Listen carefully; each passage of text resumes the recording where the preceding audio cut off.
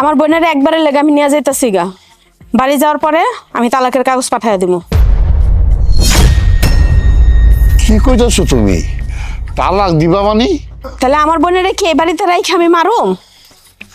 ব্যাপারটা আমি কিচ্ছু বুঝতাছি না জিয়ারি, এটা খুলা কত দেখি। তাহলে তাহলে সব শুনেন, আপনি তো আমার বাপের বন্ধু।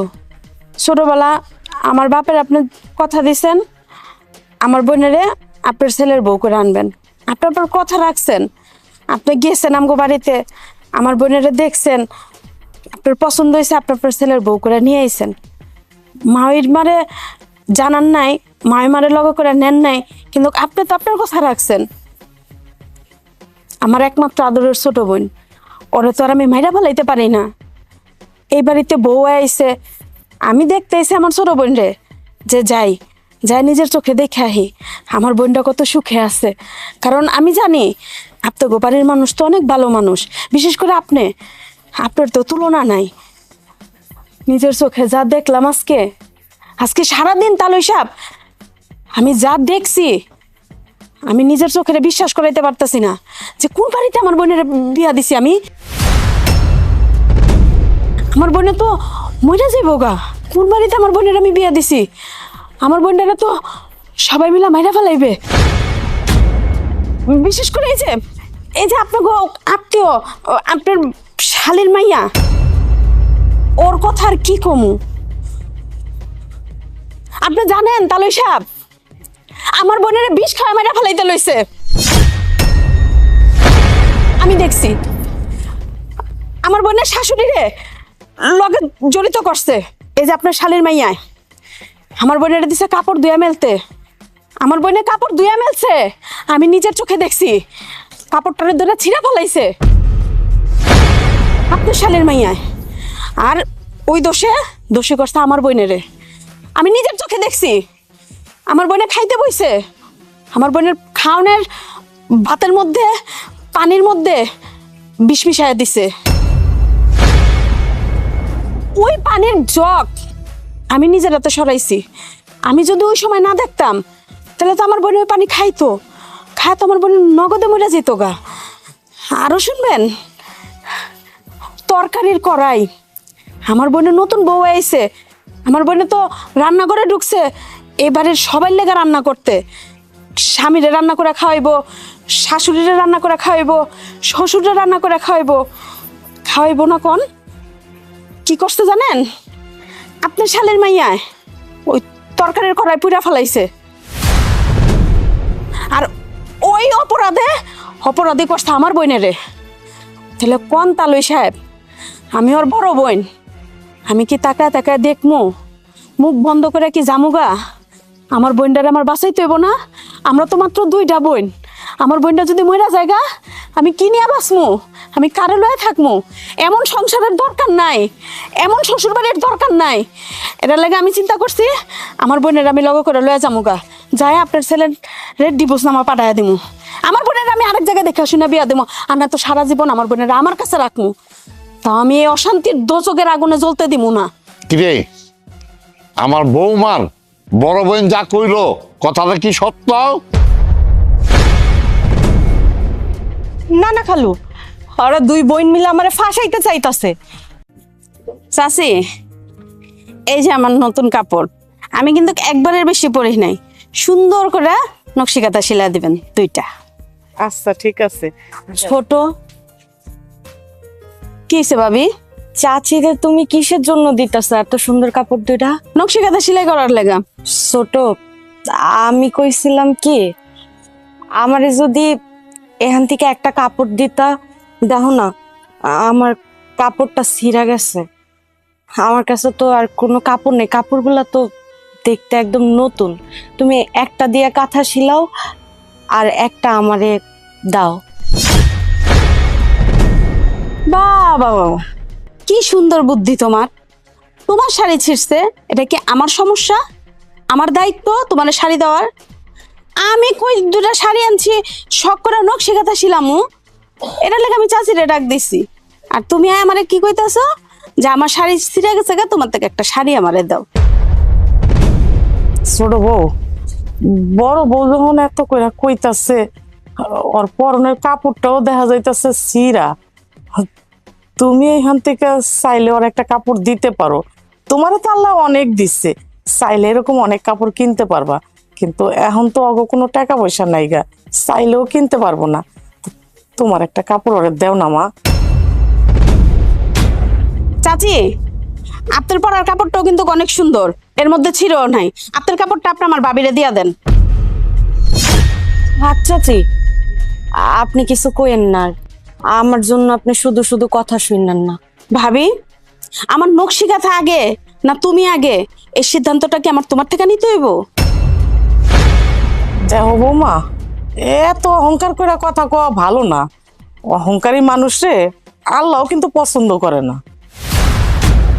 চাচি, আপনি একদম কোনো কথা কইবেন না। আমগো পারিবারিক ব্যাপারে আপনার নাক গলাইবেন না। আপনারে ডাক দিছি নকশি কাঁথা শিলানের লেগা, আপনার নকশি কাঁথা শিলাই দিবেন। এত বেশি কথা কোনকে লেগা? থাক চাচি, আপনি আর আমার জন্য কথা বাড়ায়েন না। যাও তো বড় ভাবি, যাও যাও। আর চাচি, আপনি কি নকশি কাঁথা শিলাইবেন? দেও। ধরেন, সুন্দর কইরা নকশি কাঁথা দুটো শিলাই দিবেন আর তাড়াতাড়ি দেওয়ার চেষ্টা করবেন। আচ্ছা ঠিক আছে। আইছে আমারে জ্ঞান দিতে, আর আমার জালের লেগা তো দরদুনার উতলায় উতলায় উঠতে আছে যত সব। আর আমার জালেও একেবারে সময় মতোই আইতে হইব। লুবি জানি কোরআনকার, যার যেটা দেয় হেডি চাউনের লেগা পাগল হয়ে যায়। দাঁড়াও দাঁড়াও, কি ব্যাপার? ভাইজান, আপনি এগুলো কি কথা কইতেছেন? আব্বা, আমি একটা কথা কইতেছি, আপনি কিছু মনে করেন না। আপনারা আমার সাথে কি এমন শুরু করছেন বলেন তো? আমি তো আপনার জামাই, তাই না? ওই তো আপনার মায়া। মানে এমনভাবে কথা কইতেছেন আমরা যেন অপরিচিত কেউ। আচ্ছা, পরিচিত মানুষ বাড়িতে কেউ তো আসলে তো মানুষ তো একটু ভালো ব্যবহারটা করে, অন্তত সৌজন্যমূলক তো কিছু কথা কয়। আপনারা সেটা না কয়ে আমার সাথে এমনভাবে করতেছেন, মানুষ মানে কুকুরের সাথে বিড়ালের সাথে মানে এমন ব্যবহার করেন না। আপনার কি আমরা কি কুকুর বিড়ালের থেকেও খারাপ হয়ে গেছি বলেন আব্বা? শোনো জামাই, তুমি রাগ হইও না। তোমার প্রতি আমাকে কোনো রাগ নাই, সব রাগ হইতেছে আমার মেয়ের উপরে। তুমি কিন্তু আমাকে ভুল বুঝো না। আব্বা থাক, আমার আর বুঝাইতে হবে না। আমি যা বোঝা খুব ভালো করে বুঝতে পারছি। এই যে তোমার কইছিলাম না, দেখছ আমি এই জন্য আসতে চাই নাই। এখন যে অপমানিত হইতেছো, ভালো লাগতেছে তোমার? তোমার ভালো লাগতে পারে, আমার ভালো লাগে না। আমি এই জন্য আসতে চাই নাই। এত অপমানিত হওয়ার পর তুমি কারা থাকবা? কায়ে থাকো, আমি গেলাম। দাঁড়াম তমা, তোমরা কোথাও যাবা না, তোমরা এই বাড়িতেই থাকবা। আর কি হয়েছে, তুমি তাদেরকে এই বাড়ি থেকে বের করে দিতেছো কেন? তাতে এই বাড়ির মেহমান। কি করেছো তুমি? ও গরিবের থাকার অধিকার নাই। ওইটা মা শেখ, দেখছোস আমার বৌমা, দেখ কত ভালো, কি জ্ঞান রাখে। আর এইটুকু জ্ঞানও যদি তোর ভিতরে থাকতো না, তাহলে কিন্তু আজকে এত কথা আমাকে শোনাইতো না তোরে। শোনো, তোমার যদি তাদের সাথে কোনো সমস্যা থাকে, কোনো ঝামেলা থাকে, সেটা তো পরের বিষয়, তোমরা পরে মিটমাট করে নিবা। কিন্তু তারা এবারে মেহমান, এই বাড়িতে আসছে, তুমি এভাবে অপমান করে বের করে দিতে পারো না। এই তোমা, যাবাড়ি নিয়ে ভিতরে চলো। না, ঘরে যেতে হবে না। এত অপমানিত হওয়ার পর আমি ঘরে যাওয়ার কোনো ইচ্ছা আমার নাই। আমার কিছু ভালো লাগতেছে না, আমি এই জন্য আসতে চাই নাই। আমি যে কেন আসছিলাম আমি বুঝতেছি না ব্যাপারটা। এই অপমানটা নেওয়ার জন্য আমি আসছিলাম আজকে। তোমার বাপ তোমার ভাই কি ধরনের কথা বলতেছে, এটা তোমার ভালো লাগতেছে বলো? আমার কিন্তু ভালো লাগতেছে না এগুলা। দেখো তোমা, রাগের মাথায় মানুষ অনেক কথাই বলে, সব কথা তো ধইরা বসে থাকা যায় না। তোমার ভাইয়া না হয় রাগের মাথায় অনেক কথা বলে দিছে, বাধ্য, জামাইরে নিয়ে ভিতরে চলো। আর হ্যাঁ শোনো জামাই বাবাজি, তুমি কিছু মনে করো না, ওরে একটু শাসন করতেছি। ওর জন্যই কিন্তু তুমি অনেক কথা শুনলা। তাই হ্যাঁ, তুমি কিন্তু একটু বুঝো। এই যে দেখো আমার মায়েরা, ও যেভাবে চলে, ওর মন মানসিকতা যেরকম, ও তো সব জায়গায় অপমান হইব, শুধু খালি বাপের বাড়ি না, ও সব জায়গায়। ভাই, তোমার বয়সে বড় বড় ভাই, রাগের মাথায় না হয় দুইটা কথা কইলই, রাগ করার দরকার নাই। তোমা, নে ভিতরে চল। কি হইল, তুমি চুপচাপ দাঁড়ায় আছো কেন?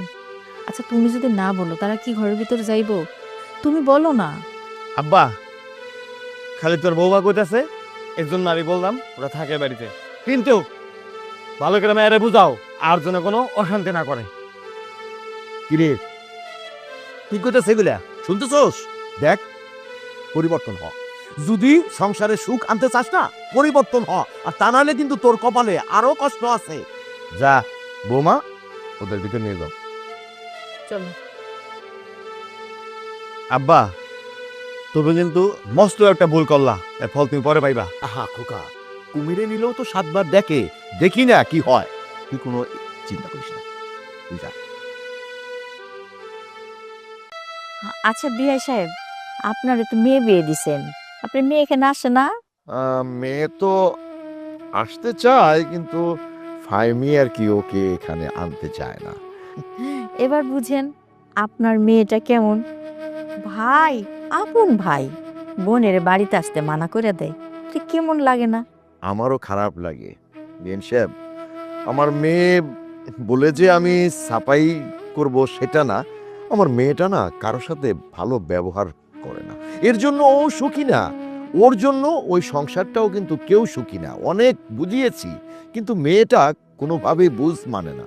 যাই হোক বিআই সাহেব, আপনি তো মেয়ের বাবা, মেয়েটারে ভালো করে বুঝাইন, যেন মন দিয়া সংসারটা করে। হ্যাঁ বিআই, আমিও চিন্তা ভাবনা করতেছি, রাগ গোসা বাদ দিয়ে আমি একদিন যাব, এই মেয়েকে বুঝিয়ে বলতো। ওকে তো অনেক বুঝাই, বুঝে না। আম্মা আসসালামু আলাইকুম। ওয়ালাইকুম আসসালাম। আম্মা, আমি একটু বাজারে যাচ্ছিলাম, আপনি কি খাবেন বলেন, আমি নিয়ে আসি। কি রে খোকা, তোর শাশুড়ি কি এটা আবার জিজ্ঞেস করতে হবে যে কি খাবেন? এটা কখনো জিজ্ঞেস করবি না। তোর শাশুড়ি যেসব খাবার পছন্দ করে, যেসব খাবার খায়, তুই সেগুলোও নিয়ে আসবি। না না বাবা, কিছুই আনতে হবে না, এমনি তোমাদের বাড়িতে আসলে খাওয়া এত বেশি হয়ে যায় যে আমার স্বাস্থ্যটাই বেড়ে যায়। ঠিক আছে আব্বা, আমি বাজারে যাচ্ছি, আম্মা যা পছন্দ করে আমি নিয়ে আসবো। আচ্ছা ঠিক আছে, যা। আর শোন, যে কিন্তু বেশি দেরি করিস না, তাড়াতাড়ি চলে আসিস। জি আব্বা। লক্ষ্মী ছেলে আমার। হ্যাঁ বিআই সাহেব, মাশাল্লাহ, এমন ছেলে সব ঘরে ঘরে হওয়া উচিত। হ্যাঁ বিআইন সাহেব, সন্তানরা যদি ভালো না হয়, মা বাবার ওইখানেই কিন্তু কষ্টটা থেকে যায়। একদম একদম। হাই দাঁড়াও, এরকম ফিট বাবার মতো সাহায্য গুজো কই যেতেছো? যাইতেছে একটু সবুজের কাছে। সারাদিন ঘরের ভিতর থাকলে কি চলবো সংসারটা? সবুজের কাছে কইছে একটা চাকরি বাকরির ব্যবস্থা করার জন্য, ওই এবার দেখা করতে কইছে, তাই যাইতেছি। হয়েছে, চাকরির জন্য আর কত ঘুরবা? তোমার যে চাকরি হইব না, এটা আমি খুব ভালো করে জানি।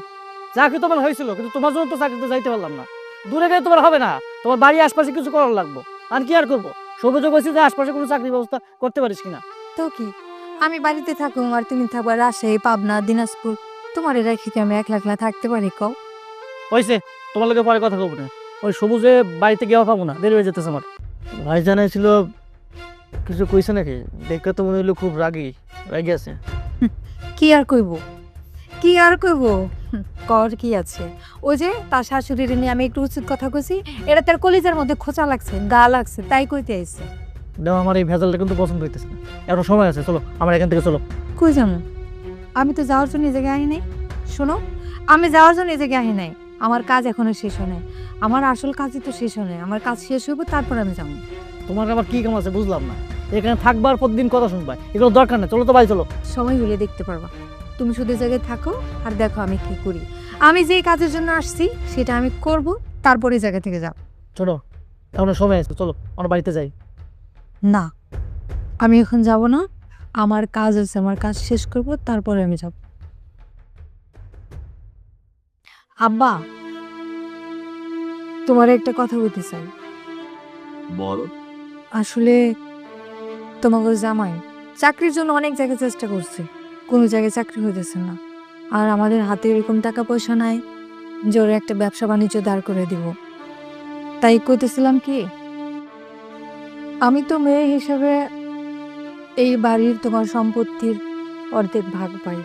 যদি ওইখান থেকে আমার কিছু দিতা, তাহলে আমি বিক্রি করে টাকা পয়সা দিয়া তোমাকে যে আমার একটা ব্যবসা ধরে দিতাম। ও, তো এই জন্য আসতে বাড়িতে তোমাদের ভাগ্নির জন্য? আব্বা, দেখছো তুমি ওর প্ল্যানটা দেখছো? কেন ভাইজান, এ জায়গায় প্ল্যানের কি হইলো? তুমি যদি ছেলে হইয়া বাবার সব সম্পত্তি দেখাশোনা করতে পারো, ব্যবসা দেখাশোনা করতে পারো, মেয়ে হয়ে কি বাবার সম্পত্তি ভাগের কোনো অধিকার আমার নাই? আমি কি এটুকু চাইতে পারি না? আমার তো এখন মনে হইতেছে ভাইজান তুমি বাবার সব সম্পত্তি আত্মসাৎ করতে চাইতেছো একা।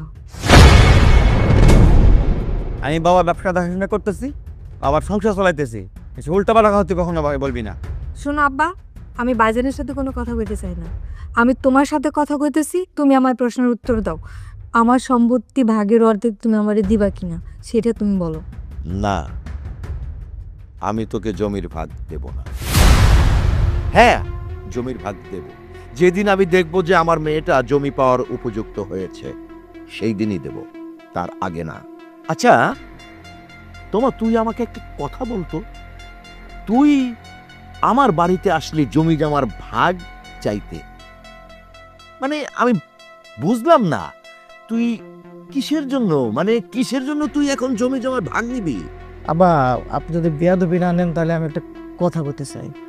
আসলে আমি কিন্তু আপনার সহায় সম্পত্তি, জায়গা জমি, টাকা পয়সা যা আছে এর অর্ধেক ভাগ দিতে আসি না। আসলে আপনি তো জানেন যে আমি বর্তমানে বেকার, চাকরি হয়েও হইতেছে না। এমত অবস্থায় আপনার মায়া আমার কইল যে যে আব্বার কাছে যাই, চলো। আমি কিন্তু আসতে চাই না, বিশ্বাস করেন, আমার এগুলো কিছু দরকার নাই। আপনার মায়ের কথাতে আমি নাইছি।